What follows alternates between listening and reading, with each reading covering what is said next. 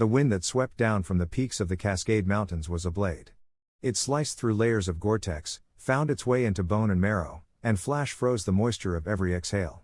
For 2 days, it had been the only constant for Caleb Cal Rourke and his K9 partner, Bear.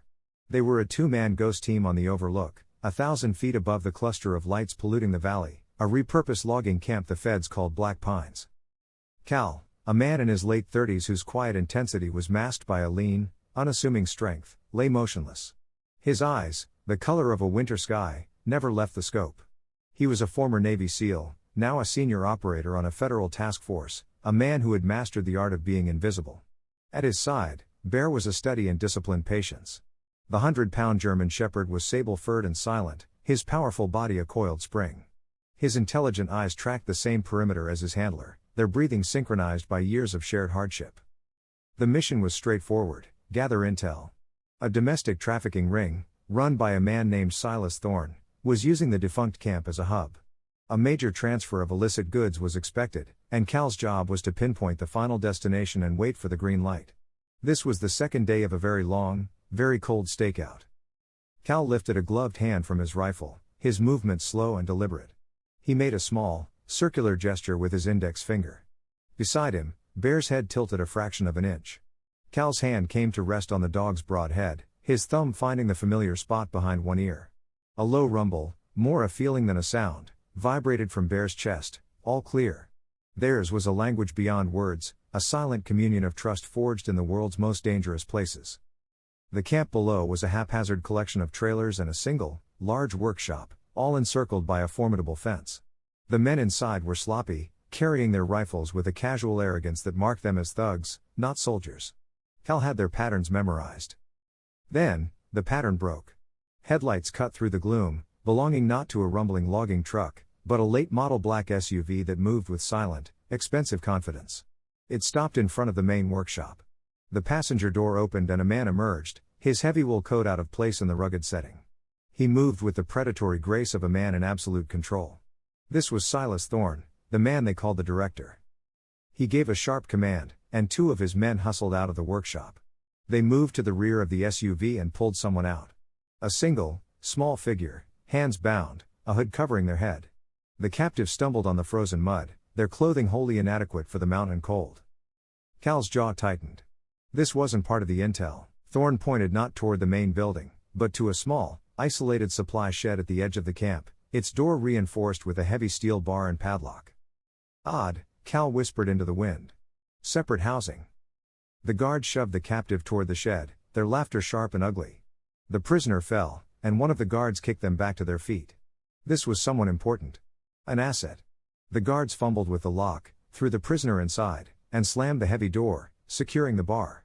They took up positions on either side. Cal's mission was the shipment, not a hostage. He forced his eyes back to Thorne, who was now arguing with a subordinate near the SUV. This was the moment. Cal deployed his directional microphone, settling the dish on its tripod and aiming it at the 2 men. He slipped on his headphones. Unacceptable. Thorne's voice was a low snarl in Cal's ears. The buyers are spooked. The entire timeline has to be moved up. Cal didn't breathe. Moved up. The primary target was on the move. But sir, the subordinate whined, the arrangements. I don't care about the arrangements, Thorne snapped. It has to be moved by. The wind chose that exact moment to attack, a furious gust that howled down the valley and filled Cal's ears with an explosion of static. He fought with the controls, his fingers numb. For a split second, the wind died, and Thorne's voice cut through again, sharp as glass. The mine at 5 a.m. sharp. Then the static roared back, obliterating the rest. Cal saw Thorne gesture angrily before getting back into the SUV and speeding away. Cal lowered the microphone, his mind racing. The timeline was now less than 2 hours. But the wind had stolen the most critical piece of the puzzle. He had a when, but no where. He stared down at the compound, his gaze drifting back to the isolated shed where the 2 guards stood stamping their feet. He put his hand back on Bear's head. The dog leaned into the touch, sensing his handler's sudden tension. He had a when, but no where. And he had a terrible feeling the person in that shed did. Frustration was a physical thing, a cold knot in Cal's gut. He had the time, 0500, but the location was gone, lost to the indifferent mountain wind. His entire operation was now on the brink of failure. Beside him, Bear lay with his head on his paws, ears swiveling, cataloging every sound. Cal kept his scope on the compound, his attention locked on the isolated shed. The two guards, one heavy-set, the other wiry, complained about the cold. They were lazy. That was a weakness. As the first hint of dawn painted the highest peaks a deathly gray, the shed door opened. The wiry guard went in and came out a moment later, dragging the prisoner. "Get up!" the heavy-set guard yelled, kicking the figure's leg. He was holding a canteen. "Thorn wants this one breathing, not a popsicle." The wiry guard pulled the prisoner up and ripped off the hood. Cal's breath hitched. In the dim, pre-dawn light, his powerful scope left nothing to the imagination. It was a woman, maybe early 30s. Her face was pale and smudged, but her eyes, even from this distance, held a defiant fire. She looked American.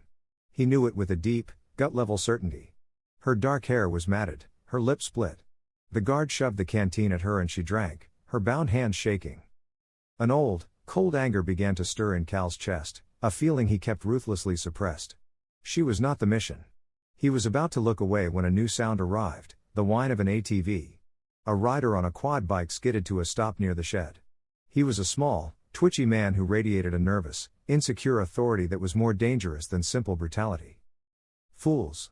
the man shrieked, storming over to the guards. "You're still here? The director is already halfway to the pass." "Marco?" the heavy-set guard stammered. "The asset? She's fine. We were just..." "You were just freezing," Marco snapped, glancing at the woman with dismissive contempt. "He'll have our heads if this collateral is late. You have your orders." This was it. Cal fine-tuned the directional mic, praying for a lull in the wind. The wiry guard spoke, his voice trembling. "Sir, the weather. We weren't sure about the route." Marco threw his hands up, his own fear of Thorn making him reckless. "What is there to be unsure of? He made it simple for idiots like you. You take her to the rendezvous at grid 10 TEQ 12345678, no later than 0430. The primary shipment moves at 5. Now get going." Cal froze. He had it. A grid coordinate. But was it for the woman, or the shipment? He focused on Marco, who was still ranting. "Thorn needs her as insurance for the buyers. If you're late, he'll use your hides for a down payment." Cal's mind worked fast. The woman was insurance, being taken to a different location. The coordinates were for her. He was back where he started. Defeated, he looked back at the woman. She was on her knees. When Marco had shouted the coordinates for her own transfer, she had barely reacted. But when he had screamed about Thorn and the buyers, her head had snapped up. Cal watched her, his focus absolute. Her eyes were no longer just terrified, they were sharp. She had been listening. Marco kicked at the wiry guard. "Get her ready. If she gives you any trouble, you break an arm. The director only needs her breathing." He then turned and walked back to his ATV, pulling out a handheld radio. He was confirming the plan. Cal aimed the mic. The wind was still. Marco's voice came through, crisp and clear. "Yes, sir.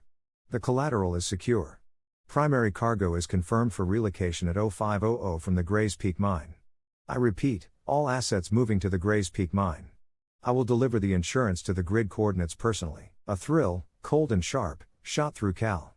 Grays Peak mine. That was it. But then he looked at the woman again. Her eyes were squeezed shut, her lips moving silently. She had heard it too. She had both locations. The mission calculus shifted, instantly and irrevocably. The mission was no longer just about the shipment. Marco, in his arrogance, had created an unacceptable liability. If Cal called in a raid on the mine, Thorn would know his security was breached. His first move would be to eliminate the witness. He couldn't hit the mine while she was alive, and she wouldn't be alive for long. Cal grabbed his radio, his thumb hovering over the transmit button. He should report the intel. That was the mission. He looked through his scope. The guards were forcing the hood back over her head. He made the call. "Base, this is Nomad," he whispered. "Update. I have positive confirmation on the target package. Relocation is at 0500 from Grays Peak mine." "Solid copy, Nomad," the voice of his handler, Frank, came back. "Good work. Stand by for exfil. The tactical team is authorized to move." Cal took a deep breath. "Base, negative. Stand by. I have a critical development. Eyes on a high-value asset. American, female, non-combatant. Asset is in isolated containment." The radio was silent for 5 long seconds. Define high value, Nomad. The team is on a hard timeline. Base, Cal said, his voice hardening, the asset is compromised. She has positive audible confirmation on the coordinates. If we hit the mine, they will execute her. Another silence. Bear pressed his head against Cal's arm. Understood, Nomad, Frank's voice returned, all procedural comm gone, replaced by a cold gravity. Mission parameters have changed. The rate is scrubbed. Your primary objective is now the asset. Priority 1, recovery. Rules of engagement are at your discretion. Good luck. The radio clicked off. Cal let out a breath he hadn't realized he was holding. The entire operation had just ground to a halt. It all came down to him, his dog, and the woman in the shed. He looked at Bear. Okay, buddy. New plan. The order was given. Recover the asset. The entire operation now rested on a knife's edge, and it all depended on what happened in the next 10 minutes. Cal's mind was already in the compound, running the angles. It was 0345. He had 45 minutes until the woman was scheduled to be moved. Okay, Bear, Cal whispered, we're going in. Watch our 6. He slung his rifle and drew his suppressed pistol. From a pouch on his belt, he took a pair of compact bolt cutters. From his pack, he pulled a high-energy protein bar. They moved down the slope like shadows, the swirling snow providing perfect cover. They reached the perimeter fence away from the main gate, and Cal snipped through the chain links. They were in. They used the dark spaces between the trailers to move, a low, silent advance. The 2 guards at the shed were miserable, their backs to the main camp. Cal was 30 feet away, concealed behind a stack of old tires. He looked at Bear and gave a silent, 2-fingered tap to his own shoulder, then pointed east toward the parked ATV. Diversion. Silent. Bear understood. He peeled away, a dark shape flowing over the frozen ground. He reached the side of a parked truck, out of the guard's line of sight. Bear let out a single, sharp bark, followed immediately by a frantic scratching sound against the truck's metal fender, as if a large animal was trying to get inside. What was that? The wiry guard asked, spinning around. Just a coyote, the heavy-set guard grumbled. Sounded bigger than a coyote, the wiry guard insisted. Then go check it out, you coward, the other sneered. The wiry guard reluctantly unslung his rifle and began to trudge toward the sound. The heavy-set guard turned his back to watch him go. That was the mistake. Cal moved, covering the distance in 3 silent strides. Before the guard could register his presence, Cal's arm was around his throat in a chokehold, cutting off his air. The man went limp without a sound. Cal lowered him to the ground and secured his hands with zip ties. 1 down. He heard a muffled grunt from the east. Bear had intercepted the second guard. 2 down. Cal clamped the bolt cutters onto the padlock. With a single, muffled crunch, it broke. He eased the heavy bar away and pulled the door open. The smell of cold earth and fear hit him. A figure was huddled in the far corner. The woman flinched. Cal kept his voice low and steady. I'm with a federal task force. My name is Cal Rourke. The figure froze. You have information we need. I'm getting you out of here. He stepped inside and pulled her to her feet. She was light, trembling with cold and shock. As he guided her out, he ripped the hood from her head. Her eyes were wide and terrified. Who? No time. We have to move now. He pressed the protein bar into her bound hands. Eat this. He was cutting her ties when the world turned to brilliant, blinding white. A massive siren blared. Floodlights on the workshop roof snapped on, bathing the entire compound in harsh light. The second guard, having slipped away from Bear, had made it to an alarm. Intruder. At the shed. A voice boomed over a loudspeaker. Doors burst open. Men poured out, shouting. Go. To the trees. Cal yelled, pushing the woman ahead of him. They ran. Cal fired 2 quick, precise shots, and the 2 nearest floodlights shattered, plunging them back into relative darkness. Bear appeared at his side.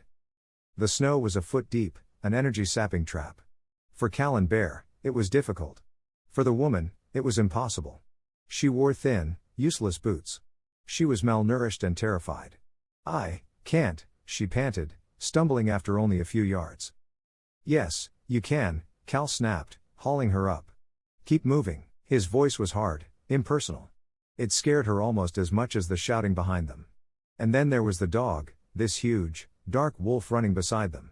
She shied away from it, stumbled again, and went down hard. The first shots cracked past them. They were halfway to the tree line, 100 yards of open ground. Her spirit broke. A raw sob tore from her throat. I can't. Just leave me. She curled into a ball in the snow. Cal spun, ready to drag her if he had to. But Bear was faster.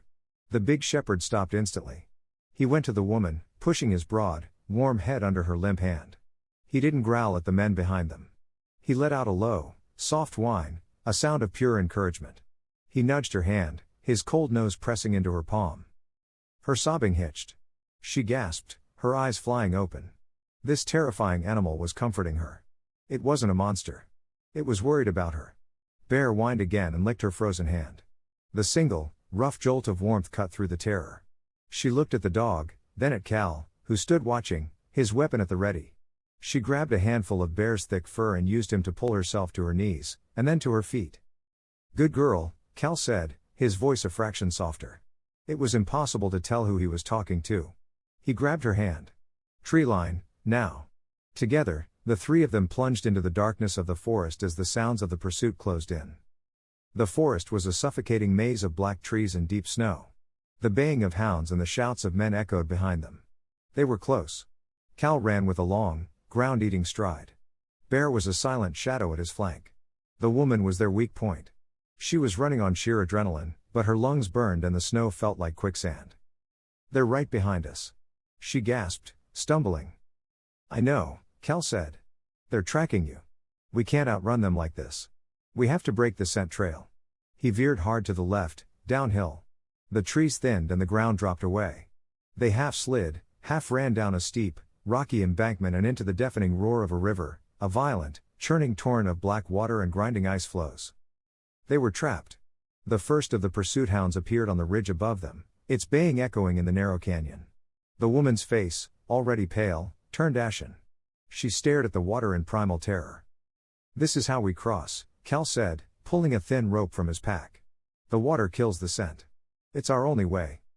No, she whispered, backing away from the churning water. I can't swim. I'll drown. You won't swim, Cal said, his movements fast and sure as he fashioned a harness around her chest. The shouts of the men were just behind the dogs now. You will survive. He looped the other end around his own waist and clipped the center to the D-ring on Bear's tactical vest. We're tethered. If you go down, we all go, we won't let you go. He put a hand on her shoulder. Look at Bear. Trust him. He will pull. Do you understand? She could only nod, her teeth chattering too hard to speak. Go. Cal yelled, and launched them off the bank into the freezing water. The cold was a physical blow that stole the air from their lungs. The woman gasped and swallowed a mouthful of icy water. She began to choke, her limbs flailing. The current grabbed her, pulling her under. A sharp cramp seized her leg, locking it solid. She was an anchor, pulling them all down. Elena! Cal roared, his voice nearly lost in the river's noise. He hauled on the rope, pulling her back to the surface. She emerged choking, her eyes wide with terror. He grabbed her face, his grip like steel, forcing her to look at him as ice ground against their bodies. Elena, look at me. Stop flailing. Breathe. His command was so absolute it cut through the panic. Her eyes locked on his. She took a ragged, watery breath. Good, he grunted. Bear, pull. The dog, a phenomenal swimmer, dug in, his powerful legs churning, acting as a living tugboat, keeping them aimed at the far bank.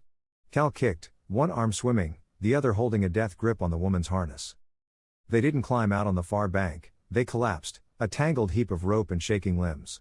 They were alive, but hypothermia was already setting in. On the far side of the river, the hounds barked in frustration. They were safe from pursuit, but at the mercy of the cold. Cal used his knife to cut them free. He grabbed the woman's arm. Get up. He dragged her 20 feet to a large granite boulder that offered some shelter from the wind. Bear shook himself, sending a spray of icy water everywhere, then laid his heavy body against the woman's, a shivering, 90-pound furnace. Cal's hands were blue and numb, but his training ran deep. He pulled out his waterproof fire kit. His hands were shaking too hard to get a spark. No. He growled, bracing his hand against the rock. He scraped the ferro rod again. A bright spark landed in the tinder, and a tiny, hungry flame came to life. He nursed it, feeding it slivers of dry wood, until it grew into a small, life-giving fire. What clothes off? Now, he ordered, turning his back. He pulled a dry, vacuum-sealed thermal top from his pack and stripped off his own wet outer layer. He turned back. The woman was fumbling with frozen buttons, her fingers useless. He saw the blue tinge of her lips. He moved with clinical impersonality, using his knife to cut the wet fabric away. He pushed his own spare dry parka at her. "Put this on." She wrapped herself in the coat, which swallowed her whole, and huddled by the fire, pulling her knees to her chest. Bear pushed his head into her lap. She looked at Cal, crouched on the other side of the fire, his face a grim mask. He had not let her go. He had saved her. A fragile, exhausted trust began to form. The small fire was a temporary shield. On the far side of the river, the shouts had faded. They were safe for the moment, but they were exposed. "We can't stay here," Cal said, his voice rough. He was scanning the ridge above them. "The fire's a beacon. We need hard cover." "Move? How?" The woman's voice was a whisper. "I don't think I can stand." "We have to." He buried the fire in the snow, and the world went cold and dark again. "It'll be dawn in an hour. We need to be gone by then." He stood and offered her a hand. She took it. As he pulled her up, she cried out, a sharp, stifled sound, and her weight collapsed against him. "My ankle." She gasped, clutching his arm. "When we were running. I couldn't feel it in the water." Cal's jaw tightened. He crouched. "Bear, watch." The dog immediately moved to the edge of the rocks, a silent guardian. Cal gently lifted the hem of her wet pants. Her ankle was already swelling, a dark, ugly puffiness in the dim moonlight. She tensed, expecting the rough handling of the guards. "I need to check it," Cal said, his voice flat, clinical. His hands, which she had only known as forceful and urgent, were now surprisingly gentle, his calloused fingers probing the joint with practiced precision. "It's a severe sprain. The bones feel aligned." He retrieved a compression bandage from his pack and began to wrap her ankle, his movements quick and efficient. The support was immediate. "How do you know how to do that?"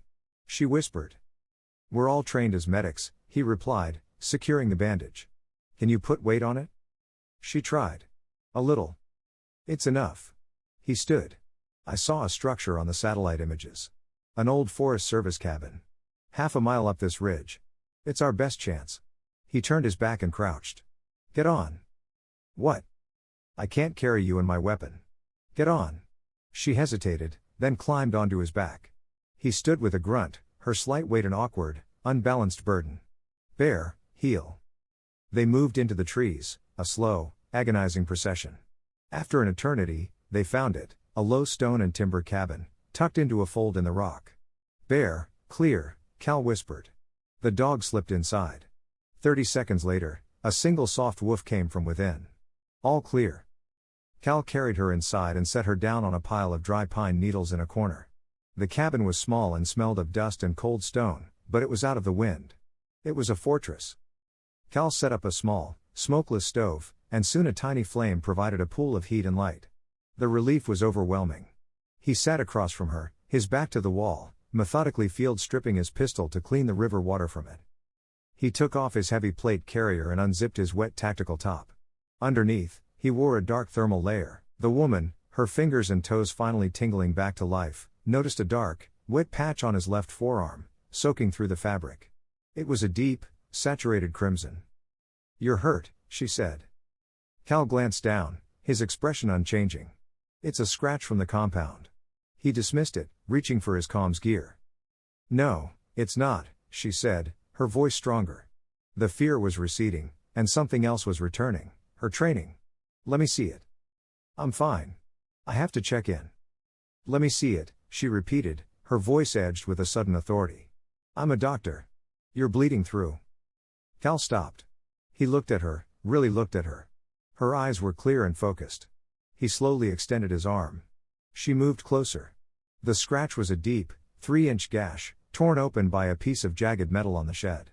It had clotted in the cold water, but now, in the warmth, it was bleeding freely. "This needs stitches," she said, her tone professional. "Your first aid kit. Where is it?"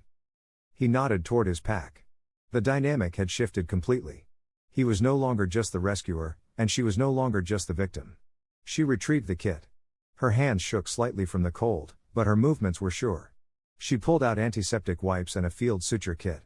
"This will hurt," she warned. "Do it," he said. As she worked, cleaning the wound with a stinging precision, she asked, "The dog. What's his name?" "Bear. He's amazing," she said, her hands busy with the needle. "I was terrified of him, but he saved me in the snow." "He's a good boy," Cal said quietly, not flinching as the needle passed through his skin. "Had him since he was a pup." "And you?" she asked. "How did you end up here?" "Long story." "We've got time," she countered, starting the second stitch. He almost smiled. He told her about growing up in rural Oregon, about the Navy, about the K-9 program. He spoke in clipped, matter-of-fact sentences, but he spoke. When she was done, she tied off the final knot. The line of stitches was neat, professional. "That should hold," she said, applying a bandage. "You were lucky." "You're good," he said, flexing his hand. "So are you," she replied softly, "with the ankle." "Thank you." He just nodded. In the small, quiet cabin, surrounded by a hostile wilderness, the soldier and the doctor had taken care of each other. And Bear, lying between them, thumped his tail once on the dry floor. The safety of the cabin was an illusion.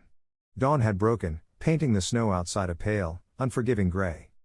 "They're not just on the other side of that river anymore," Cal said, his voice low. He was checking his wrist-mounted GPS. "Thorne's men will have crossed miles from here. They'll be sweeping this side of the mountain. They know we're here." The woman, whose name he now knew was Elena, nodded, the fear replaced by a cold resolve.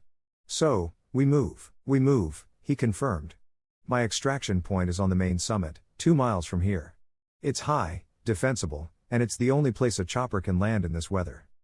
2 miles, Cal. "My ankle." "I know," he said. "It's a climb, and there's only one way up." He pointed through the small, glassless window. Above them, the mountain was a sheer face of rock and ice, but one long, winding finger of snow cut across it. A narrow, exposed ridge. "It's a sniper's alley," Elena whispered. "It is," Cal agreed, his face grim. "Which is why you're not an asset anymore, you're a partner. I need you to be my eyes. Watch Bear. His ears, his head. He'll see or smell them before I do." He helped her to her feet. The ankle held, the pain a sharp, stabbing throb. "Okay," she breathed. "I can do this." They left the cabin, plunging back into the biting cold. Cal immediately held up a hand. "Listen." Elena strained her ears. She heard nothing. "What?" "Exactly. Nothing. No birds. It means something else is out here with us." He was teaching her, giving her the tools to survive, showing her how to see the world as he did. For an hour they climbed, a slow, agonizing ascent. Elena's ankle was screaming, but she didn't complain. She watched Bear, who moved ahead, a fluid dark shape against the snow. They reached the start of the ridge. It was barely 3 feet wide with a sheer drop on one side and a steep, icy rock face on the other. "This is it," Cal said. "No stopping. We move as fast as you can. Bear, scout." Bear moved out. Elena followed. Cal brought up the rear. The wind was a monster, trying to peel them from the mountain. They were halfway across, tiny figures on a vast canvas, completely exposed. Bear, 20 yards ahead, suddenly froze. His head dropped, his ears pinned back. A low rumble came from his chest. "Cal," Elena hissed. He had seen it, too. "To the rocks," he ordered, his voice an urgent command. A jumble of boulders lay 30 yards ahead, at the end of the exposed path. "Move." Elena ran, adrenaline overpowering the pain. Cal raised his rifle, scanning the opposite ridge. He saw it, a tiny, star-bright flash of sunlight on a sniper's scope. "Down!" Cal roared. He grabbed the back of Elena's coat and threw her with all his strength toward the boulders. She crashed hard against the rocks, safe from the line of fire. The action saved her, but for one split second, it left him off balance, his back exposed.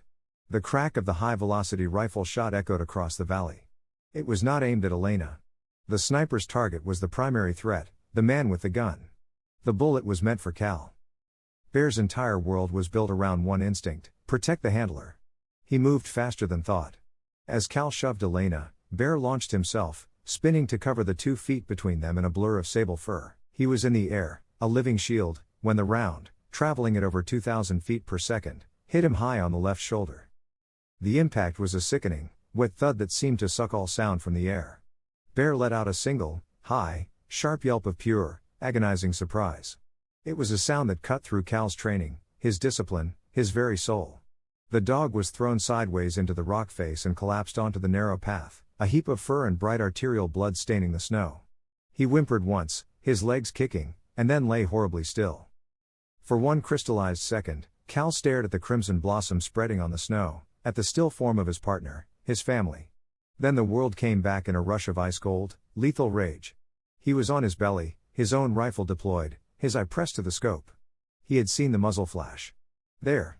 A glint of glass 800 yards out. The sniper was already working his bolt. He was too slow. Cal exhaled and squeezed the trigger. He didn't wait to see the result. He was already moving, scrambling on the narrow ridge, his mind screaming one word: bear. Elena, stay there. He yelled, his voice raw. He fell to his knees beside his partner. The professional soldier evaporated, replaced by a devastating wave of panic and grief. No, no, no, no. Bear was breathing in shallow, shuddering gasps. His eyes were open, unfocused, and glazed with pain. I got you, buddy. I got you, Cal choked out, his hands shaking so violently he could barely rip open his medical pack. He pulled out the largest trauma dressing. You're okay. I got you. He pressed the dressing to the wound, but his hands were clumsy.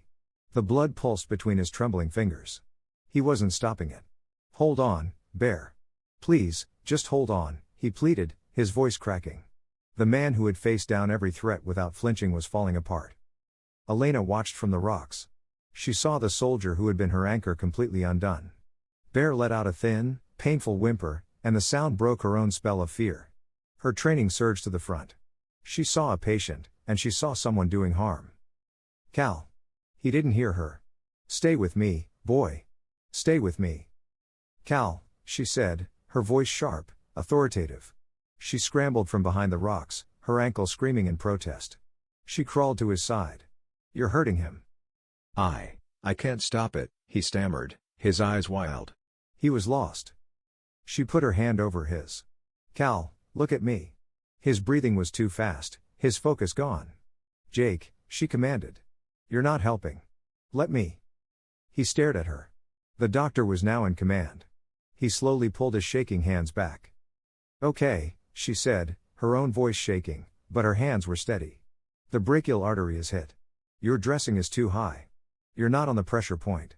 She grabbed a fresh dressing from his pack. I need you to press right here. She put her fingers deep into the fur at the top of Bear's shoulder, in the armpit of his front leg. Press down as hard as you can and don't let go. He obeyed. His hands were still shaking, but he did it.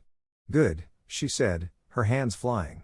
She worked on the massive exit wound, packing it with clotting gauze, her movements clean and efficient.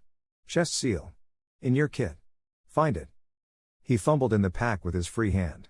This? Yes. She ripped it open and applied the plastic seal, closing the sucking chest wound. Okay, keep pressure. Keep talking to him. He needs to hear you. Cal leaned his head down close to Bear's. Hey, buddy. It's me. You're a good boy. Best boy. We're going home. You hear me? Bear's tail thumped once, a weak, feeble movement on the bloody snow.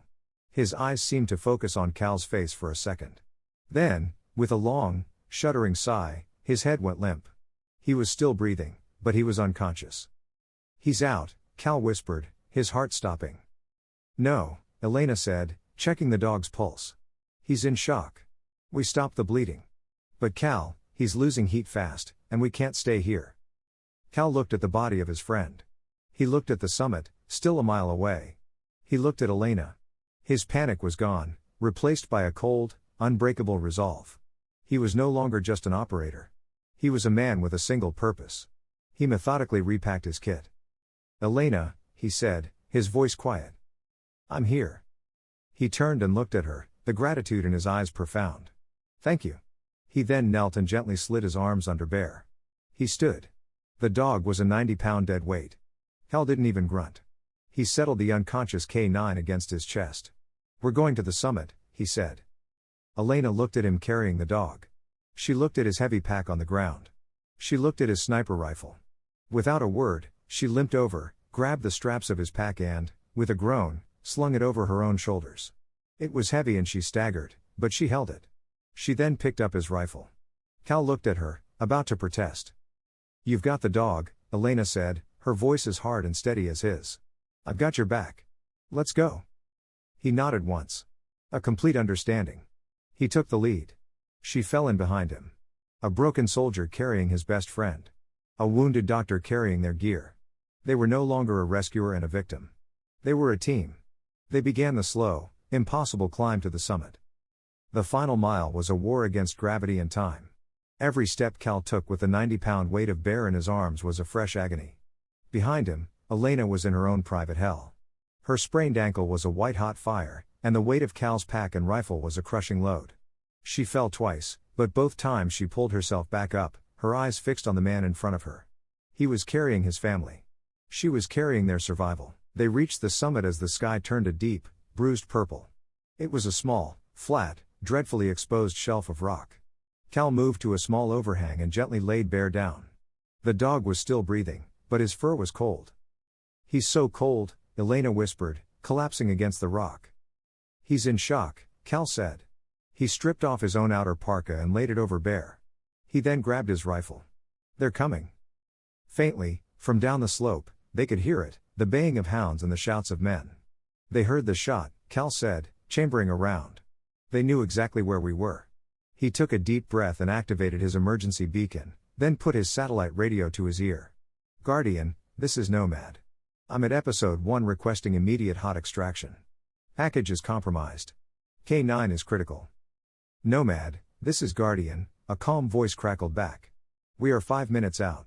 Hold on." 5 minutes. An eternity. The first of Thorne's men appeared on the ridge they had just climbed. Cal fired the sniper rifle. He missed, but it sent the man diving for cover. "Get behind me," Cal ordered Elena.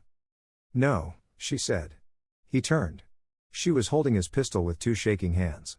"I can't shoot that," she said, nodding at the rifle. "But I can shoot this. My dad took me to a range once." Her face was pale, but she was not running. "Just tell me where to point." Cal stared at her. The doctor was ready to make a final stand. "Don't fire until they are on this shelf," he said quietly. "Aim for the center." He heard a deep, percussive thwack thwack thwack. The helicopter. It burst over the ridge, a massive black angel. A volley of gunfire erupted from the trees below. "We're taking fire," the pilot yelled. "Hold your position." Cal roared into the radio. A rope dropped from the side of the chopper, and a pararescue jumper in full combat gear slid down, landing on the rock shelf. "What have we got?" the PJ yelled over the rotor wash. "1 civilian, 1 K9, severe GSW, Cal yelled back. The PJ ran to Bear. His hands were fast, professional. He ripped open the coverings.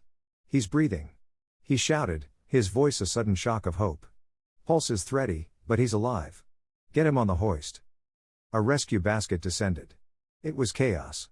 The PJ and Cal lifted Bear into it as gunfire impacted the rocks around them. "Elena, in the basket. Go," Cal commanded. "No, you first." "That's an order." He shoved her toward the hoist. She climbed in beside Bear. The PJ clipped her in as the basket was drawn up. The hoist came back down. The PJ clipped himself and Cal on. As they rose from the rock, Cal saw 3 men swarm the summit, firing uselessly into the sky as the Black Hawk banked hard and pulled away. They were safe. The inside of the helicopter was a loud, green, vibrating world. Elena was on the floor, her hand on Bear's fur. The PJ was already working on the dog, and 4 in, new chest seal applied, thermal blankets wrapped around him. "He's a fighter," the PJ said, grinning at Cal. "He's got a shot." Cal finally let his body sag against the bulkhead, his strength gone. He was covered in sweat, ice, and Bear's blood. Elena crawled over to him, her eyes bright with tears she had refused to shed. "He's alive, Cal." He just nodded, his throat too tight to speak. He remembered the mission. "Elena," he said, his voice hoarse, "the intel, the coordinates, what were they?"